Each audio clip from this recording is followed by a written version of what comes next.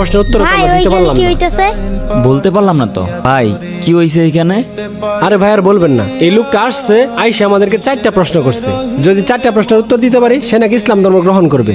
আমরা তো কেউ উত্তর দিতে পারলাম না। আপনি কি এই প্রশ্নের উত্তর জানেন? কি প্রশ্ন? এই লোকটা বলতাছে আল্লাহ তাআলা এখন কি করতেছেন। আল্লাহ তাআলা এখন, এটা তো আমি বলতে পারলাম না।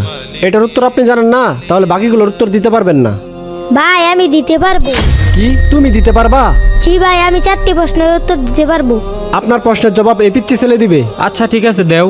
আচ্ছা, আমি যেহেতু প্রশ্নের জবাব দিব, আমি এখন শিক্ষক, আপনি আমার ছাত্র, আপনি চেয়ার থেকে উঠে আসেন। ঠিক আছে, যেহেতু প্রশ্নের উত্তর দিবা সেহেতু বসেই দাও। আপনার প্রথম প্রশ্ন কি? প্রথম প্রশ্ন হলো, আল্লাহ তাআলা এখন কি করছেন?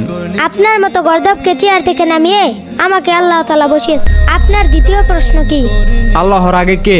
আপনি 1 থেকে 10 পর্যন্ত গুনেন। 1 2 3 4 5 6 7 8 9 10। আবার 10 থেকে নিচ দিকে গুনে আসেন। 10 9 8 7 6 5 4 3 2 1 0।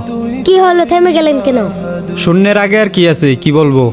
সামান্য সংখ্যার আগে কি আছে এটা যদি বলতে না পারেন, তাহলে আল্লাহ তাআলার আগে কি আছে এটা আপনি কিভাবে বের করবেন?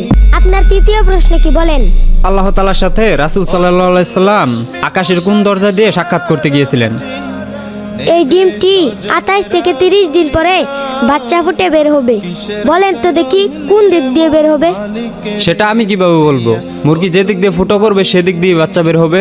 ঠিক কোন দিক থেকে বের হবে? এর উত্তর আমার জানা নেই। ঠিক তেমনই আল্লাহ তাআলা তার বন্ধুকে আকাশের কোন দরজা দিয়ে মেরাজে নেবেন, এটা একমাত্র আল্লাহ তাআলার ব্যক্তিগত কাজ। এটা আপনার আমার জানার বিষয় না। আপনার চতুর্থ প্রশ্ন বলেন।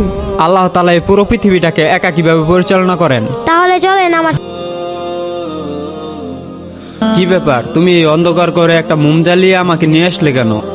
এই যে মোমবাতিটা, এই মোমবাতিটার আলো কোন দিকে তাকিয়ে আছে বলতে পারবেন?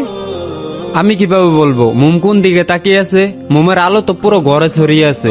আল্লাহ তাআলা তার নূর আর রহমত দিয়ে ঠিক এভাবেই পুরো পৃথিবীটাকে ঘিরে রেখেছে। আল্লাহ তাআলা এভাবেই পুরো পৃথিবীটাকে একাই পরিচালনা করেন। আশা করি আপনি আপনার প্রশ্নগুলোর উত্তর পেয়ে গেছেন। সত্যি তোমার প্রশ্নের উত্তরগুলা যৌক্তিক ছিল, আমিই বলছিলাম।